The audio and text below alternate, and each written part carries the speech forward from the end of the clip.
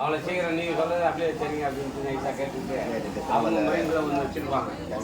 என்னன்னா சில பேர் இங்கே வந்து கேட்டு டவுட்டு உங்கள்கிட்ட கேட்காம இங்கே வந்து கேட்பாங்க. அதனால தான் அந்த வார்த்தையை நான் கேட்டேன். கிளியர் ஆகிடுங்களா?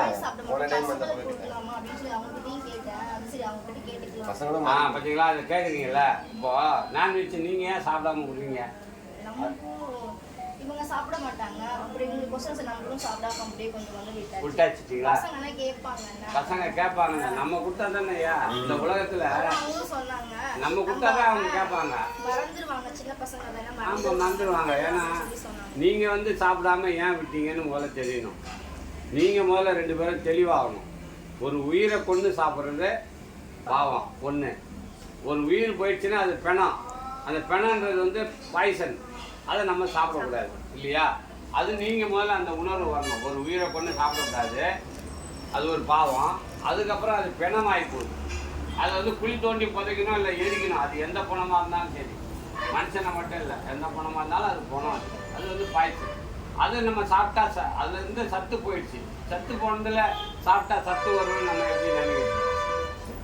இப்போ நமக்கே உடம்புக்கே கெடுதல். அப்போ நம்ம விஷத்தை சாப்பிட்ற மாதிரி தான் அது ஸ்லோ பாய்சன் மாதிரி. நீங்கள் வெறும் கறியை நீங்கள் வேணா எடுத்து சாப்பிட்டு பாருங்க, எந்த டேஸ்ட்டுமே இருக்காது. நீங்கள் மசாலாவில் தான் அந்த டேஸ்ட் இருக்குது. அது எவ்வளோ நம்ம வெஜிடபிளில் வந்து நீங்கள் அது போட்டிங்கன்னா அது அந்த மாதிரி டேஸ்ட் வரும். சரிங்களா? அதனால் குழந்தைங்களுக்கு அது கொடுத்தா தான் சத்துன்னு நீங்கள் முதல்ல மாறணும். நீங்கள் முதல்ல தெளிவாகணும். அது நம்ம கொடுக்கக்கூடாது குழந்தைங்களுக்கு. என்ன பாய்சன்னு தெரிஞ்சு போச்சு உங்களுக்கு, படிச்சுக்கிட்டீங்க. அப்போ நம்ம ஏன் பாவ செயல் செய்யணும்? புரியுதுங்களா? அது வந்து பங்கெடு. ஒருத்தன் வந்து கறியை ஒரு உயிரை கொள்றான்னு வச்சுக்கலாம். அந்த கறி வாங்கி நம்ம சாப்பிட்டா அவனோட செயலை நம்ம பங்கெடுத்துட்ட மாதிரி ஆகுதா? செயல்லையே பங்கெடுத்த மாதிரி.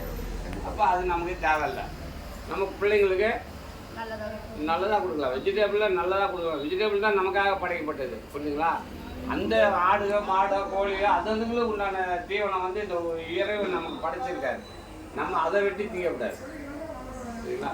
கொல்லான் புலால் மறுத்தானே கைகூப்பி எல்லா உயிரும் கொள்ளும் அப்படின்னு சொல்லியிருக்குது. அப்போ என்ன அந்த அர்த்தம் என்னன்னா, நம்ம எதுவும் சாப்பிடக்கூடாது, எந்த உயிரும் நம்ம தொந்தரவு பண்ணக்கூடாது. அப்போ தான் நம்ம உயிரை நம்ம காப்பாற்ற முடியும். இந்த வித்தை வாங்குறது அதுக்கு தாம்மா. நம்ம உயிரை காப்பாற்றிக்கணும் நம்ம நினச்சி தான் இதை வாங்குகிறோம். இன்னொரு உயிரை கொல்லக்கூடாதுல்ல. அப்போ நமக்கு இப்போ ஒரு உயிரை கொண்டுட்டு என் உயிரை காப்பாற்றிடு அப்படின்ட்டு 10 உயிரை கொண்டுட்டு நீ போய் நீ என் உயிரை காப்பாற்றிடு அப்படின்னு சொல்லி கேட்கறதுல ஒரு அர்த்தமே இல்லையா? அதுக்கு நமக்கு தகுதியே இல்லையே. எப்படி போய் கேட்க முடியும்? எல்லா உயிரும் சேஃபாக இருக்கணும், நல்லா இருக்கணும், நாமளும் என் உயிரை காப்பாற்றணும் சாமி அப்படின்னு கேட்டால் உங்களுக்கு பரிந்துரை செய்வார். அதுதானே முதல்ல இது. நீ ஊரில் இருக்கிறதெல்லாம் கொண்டு தின்னுட்டு எனக்கு என் உயிரை காப்பாற்ற அப்படின்னா எவ்வளோ உயிரை நீ ஒன்று கொண்டுட்டு அவங்க வாங்கினால. அப்போ நம்ம அதை விட்டுட்டு தவறு, அது அறியாமல் செய்யுது, பரவாயில்ல, இனிமேல் நான் அதை செய்ய மாட்டேன்னு சத்தியம் பண்ணி கொடுத்துட்டு நீங்கள் இந்த வித்தையை பயிற்சி பண்ணிங்கன்னா உங்கள் உயிர் காப்பாற்றப்படும். மரணத்திலேருந்து வெல்ல முடியும். இதுதான் இதில் பெரிய விஷயம். நம்ம யோசிக்கணும். நீ வித்தை வாங்கி நீங்கள் பயிற்சி பண்ணிங்கன்னா நீங்களே இப்போ நான் பேசுகிற மாதிரி நீங்கள் பேசுவீங்க. ஏன்னா அது அறிவாக இருக்கிற வித்தை. அது அந்த வித்தையை நீங்கள் பயிற்சி பண்ணான்னா நமக்குள்ளே இருக்கிற அறிவு வேலை செய்ய ஆரம்பிக்கும். அப்போ நமக்கு பகுத்தறிவு வரும். இந்த கணவன் மனைவி ஏன் சேர்ந்து வாங்கணும்னா இது முக்கியமான விஷயம். நம்ம உள்முக பயணமாக இதில் நம்ம போகிறோம். இப்போ நம்ம எல்லாம் இந்த உலகத்தில் வெளிமுக பயணம். இப்போ நம்ம உள்முக பயணத்தை தவத்தில் உள்ள நோக்கி நம்ம போகும்போது 2 பேரும் மனசும் வந்து ஒத்து போகணும். இல்லைன்னா கருத்து வேறுபாடு வரும். அப்போ நீங்கள் ஒத்து போயிடுச்சுன்னு வச்சுங்களேன், நீங்கள் சொல்கிறது அவர் யோசிச்சு பார்த்தா கரெக்டுமா அப்படியே செய்யலாம், இல்லை அவர் சொல்லுவார் ஆமாங்க கரெக்டுங்க அப்படியே செய்யலாம். இப்போ ஒத்து போகுதில்ல. அப்போ நம்ம வீட்டில் பிரச்சனை வராது. இல்லை அப்படின்னா இவர் மட்டும் வாங்குறாரு, இந்த அம்மா வாங்கலை அப்படின்னா இப்படி ஆகும். இப்போ 2 பேருக்கும் மனசு ரெண்டும் ஒரே மாதிரி பயணிக்கும். அப்போ கரெக்டாக இருக்கும் வேலை. புரியுதுங்களா? அப்போ அறிவு தெளிவு 2 பேருக்குமே உண்டாகும். அது நீங்கள் செய்கிறத பார்த்து குழந்தைங்க தானாக வந்துடும். கண்டிப்பாக ஏன்னா இந்த குழந்தைங்க வந்து பெற்ற தாய் தாப்புல தான் கவனிச்சுட்டே இருக்கும். அப்போ நீங்கள் வந்து சொல்லித்தர தேவையில்ல, உங்களை கவனித்து அவங்களே வந்துடுவாங்க. அப்போ நல்ல ஒரு ஒழுக்க பாதையை காட்டி கொடுத்துட்றோமா பசங்களுக்கு? இந்த உலகத்தில் கெட்டு போகிறதுக்கு நிறைய வாய்ப்பு இருக்குது.